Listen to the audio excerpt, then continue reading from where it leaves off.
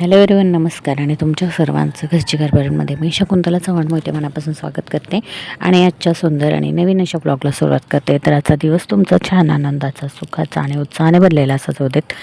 तुमच्या मनातल्या सर्व इच्छा पूर्ण होऊ देत अशी स्वामींच्या आणि बाप्पाच्या चरणी प्रार्थना करून लगेच व्हिडिओची सुरुवात करत आहे.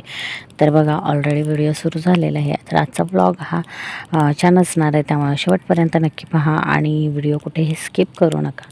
चॅनलवरती नवीन असाल तर चॅनलला सबस्क्राईब करा, बेल आयकॉन क्लिक करा आणि तुमच्या प्रतिक्रिया मला कमेंट बॉक्समध्ये कळवायला विसरू नका. व्हिडिओ थोडा जरी आवडत असेल तरी लाईक करून जास्तीत जास्त शेअर करा. तर चला, आधीच व्लॉग सुरू झालेला आहे. तर हे बघा, माझे चाललेले आहे सगळी गडबड. तुम्ही सगळ्या कपड्यांचा पसारा वगैरे पाहतात आणि त्याचं माझं सगळं फोल्ड करून ठेवायचं चाललं आहे. तर हे चाललेलं आहे माझे बॅग पॅकिंग. ऑलरेडी माझी आत्ता बघा इथे बॅग पॅकिंग कंप्लीट झालेली आहे. रात्रीचे मला 12:30-1 वाजलेले आहेत हे सगळं आवरायला. घरातलं रुटीन आवरून मग मी बॅग पॅकिंग करायला घेतली. तर सगळी बॅग पॅकिंग ऑलरेडी झाली आहे बघा. पर्स वगैरे जी काही आरूची माझी ते सुद्धा सगळं सामान पॅक करून झाले आणि आता मी झोपणार आहे. तर ही बॅग पॅकिंग कशाची, तर आता आम्हाला जायचं आहे दिवाळीनिमित्त गावाला. तर मग त्यासाठीचीच होती. तर बघा, सकाळी लवकर उठलो, आवरलं आणि त्याच्यानंतर मग आम्ही बस स्टॉपवरती आलो बारामतीच्या. आणि ॲक्च्युली सकाळी उठल्यानंतरच आमचे जोरदार भांडणं झालीत मिस्टरांचे आणि माझे. कारण प्रत्येक वेळी कुठे ना कुठे बाहेर जायचं म्हटलं तर एक आपलं भारतीय कपलचं हे शास्त्रच आहे असं म्हणू शकता तुम्ही. कुठेही बाहेर जायचं झालं तर भांडणं होत नाहीत असं कधी होतच नाही. एकदा तरी होतात जाऊन येईपर्यंत, असं असतंच. तर थोडीफार कुरबुर होते. तसंच काहीच आमचं झालं. कारण घरातून निघताना ह्यांना वाटलं की लेट होणार आहे त्यामुळे कारण माझ्या पद्धतीने आवरायचं सुरू होतं. त्यांची गडबड होती की दिवाळीनिमित्त गर्दी असते, त्यामुळे उशीर होईल आणि तुम्ही लेट करणार, अशामुळे बोलता आमचं सुरूच झालं. मग शेवटी आलो, टायमिंगवरतीच झालं. बरोबर मी ज्या वेळेत यायचं होतं त्यावेळेत आले. 7 वाजता निघलो आम्ही घरातून. 8 वाजता बरोबर स्टॉपवरती आलो. नाही, आम्हाला बस पण भेटली जी सकाळची लवकरची होती. पण सगळा एकदम मोठा असा प्रॉब्लेम झाला. बस सुरू झाली, आम्ही एक टर्न घेतला पहिलाच बारामती स्टॉपच्या पुढचा आणि आरूने मग मला विचारलं की आरूची बॅग कुठे आहे. तर आरूची बॅग खालीच राहिलेली, कारण गर्दी खूप होती. त्यामुळे मग मी माझी बॅग घेऊन बसमध्ये चढलेली, पण आरूची बॅग होती ती तिने आणलीच नाही आणि तिच्या पप्पांनी पण पाहिले नाही, त्यामुळे ती तिथेच राहिली.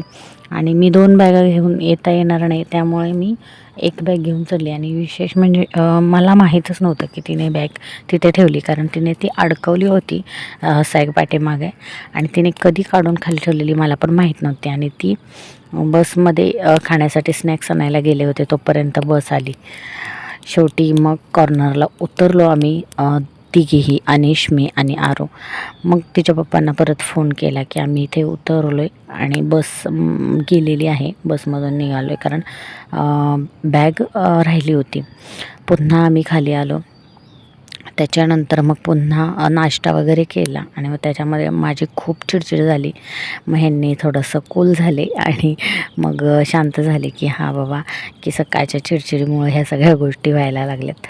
आणि मग थोडासा नाश्ता वगैरे केला आणि मग त्यानंतर आम्ही 10:30च्या बसला पुन्हा बसलो. आणि खरंच खूप बरं झालं की ती पहिली बस गेली, कारण पहिल्या बसमध्ये खरंच खूप गर्दी होती आणि आम्हाला बसण्यासाठी सुद्धा जागा नव्हती.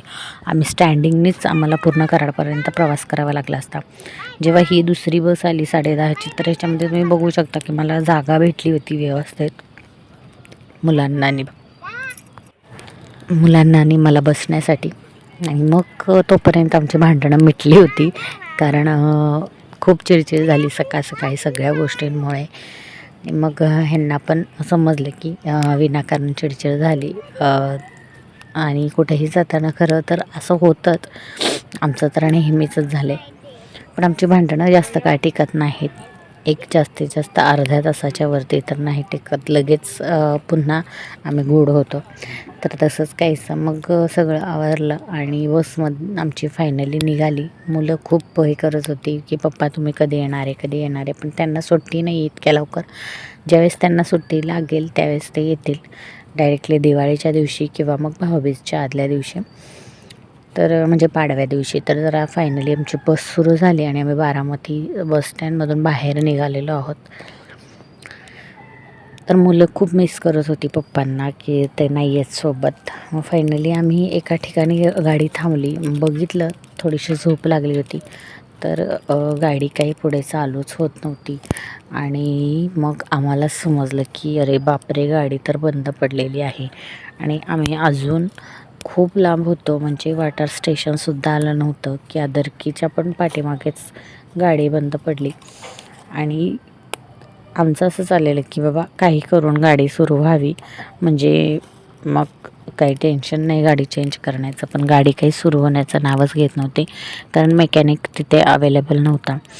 मग शेवटी आम्ही खाली उतरलो आणि बघा हे आमच्यासोबत दुसरं एक कुटुंब होतं, सेम आमच्यासारखंच. ही लहान मुलगी होती आणि तिचा भाऊ आणि तिची मम्मी, म्हणजे ते सुद्धा गावी चालले होते आणि ते पण कराडलाच जाणार होते दिवाळीसाठी. आणि मग लहान मुलं सोबत असल्याने असा गाड्यांचा काही प्रॉब्लेम झाला ना खूप त्रास होतो. आणि दुसरी गोष्ट म्हणजे जर आपल्या घरातलं दुसरं कोणी सोबत नसेल, फक्त लेडीज प्रवास करत असेल मुलांसोबत, तर खरंच खूप प्रॉब्लेम होतो. कारण खूप इरिटेट होतं, त्रास होतो. कारण मुलं असतात, मुलांचं कसं असतं, लहान मुलं काही शांत बसत नाही. त्यामुळे गाड्या चेंज करणं खूप प्रॉब्लेम येतं. आणि आता बारामती रूटला हे नेहमी झाले, कोल्हापूर बारामती रूटला की गाड्या बंद पडतात. माझं तर नेहमी झाले, एक तर जाताना तरी गावाला गाडी बंद पडते माझी, किंवा मग येताना तरी. तर फायनली बघा अर्धी माणसं दुसऱ्या गाडीमधून बसवून दिली होती, एक गाडी आलेली, आणि आता दुसरी गाडी येत होती जामखेड कोल्हापूर, त्याच्यामध्ये आता आम्हाला बसवून देणार होते कंडक्टर. ह्या गाडीमध्ये बसलो, पण गाडीमध्ये जागा तर कुठेच नव्हती, कारण ऑलरेडी गाडी भरून आली होती बारामतीवरून. तर असो, आणि शेवटी मग आम्ही एका ठिकाणी थांबलो, जिथे थोडीशी जागा भेटली. अनिशला म्हणजे पॅसेंजर ऑलरेडी बसलेले, त्यांनी त्याला घेतलं आणि आरूला पण भेटली. मग फायनली आम्ही पोहोचलो कराडला. मला डायरेक्टली साताऱ्यामध्ये जागा झाली आणि मी साताऱ्यामध्ये खाली बसले सीटवरती. खूप इरिटेटिंग आणि विचित्र असा प्रवास झाला. पुढे आल्यानंतर मग मुलांना, अनिशला थोडंसं उलटी वगैरे झाली, त्यामुळे मग त्यांना ज्यूस वगैरे दिले, कारण त्यांचे बाबा आले होते न्यायला. मग मामांनी सगळ्यांना ज्यूस दिले. थोडंसं रिलॅक्स झालो, कारण माझं उन्हाने तर डोकं पण खूप दुखायला लागलं होतं, कारण प्रवासामध्ये त्रास होतो, त्यामुळे मी तर काही खातसुद्धा नाही. तर फायनली उतरल्यानंतर मग मुलांना मी रिक्षामध्ये वगैरे बसवलं आणि मग मला ATMमध्ये पैसे काढण्यासाठी यायचं होतं, कारण खरेदी वगैरे आता सगळं आमचं इथून सुरू होणार होतं उद्यापासून. मग आता म्हटलं की एकदमच कॅश वगैरे काढून घ्यावी. प्रवासात शक्यतो कॅश जवळ ठेवत नाही मी, कारण जेवढे प्रवासात लागतात तेवढेच, कारण खूप घटना घडतात चोरी वगैरे, त्यामुळे नाही ठेवत. फायनली ATMमध्ये थांबले. आधीच खूप 2 नंबर होते, त्यांनी खूप लेट लावला होता, मग मला आणखीन थांबावं लागलं. मग शेवटी माझा झाला, नंबर आला आणि मग मी जी काही कॅश मला काढायची होती ती काढून घेतली पटकन. आणि मला पण असं झालेलं कधी एकदा घरी जाते आणि शांत बसते आहे. त्यानंतर मग थोडीशी खरेदी करायची होती आणि मग बघा फायनली मी कालच्या व्हिडिओमध्ये जे आधीच्या सांगितलं होतं ना तुम्हाला, वसुबारससाठी असे मातीचे सुद्धा गाय आणि वासरू ते भेटतं. तर मला फायनली भेटलं बघा, कराडमध्ये ते अवेलेबल होतं. अगदी 50 रुपयाची ती मूर्ती होती आणि मी घेतली. मला खूप भारी वाटलं, कारण मला ना ती घरामध्ये ठेवण्यासाठी सुद्धा घ्यायची होती. म्हटलं आता आज पूजा करून ती मी बारामतीला घेऊन जाणार आहे. फायनली सगळं झाल्यानंतर मग आम्ही रिक्षाने आलो आणि स्टॉपवरून मग आता निघालेलो आहोत घरी चालत. बघा मुलं सगळी खुशच होती घरी आल्यानंतर. आणि आता घरामध्ये लहान बाळ आहे, त्यामुळे मग म्हटलं त्यांना हातपाय वगैरे धुवा, त्याशिवाय आतमध्ये जाऊ नका. तर मुलांचं काही ऐकतच नव्हते, कारण मुलंसुद्धा खूप म्हणजे त्यांनाही त्रास झालेला, वैतागली होती. मग शेवटी त्यांना मी हे केलं की नाही बाबा, आधी या हातपाय धुवा आणि मग जाऊया, कारण दिवसभर आम्ही प्रवासात होतो आणि लांबून आल्यानंतर असं जायचं पण नसतं घरामध्ये.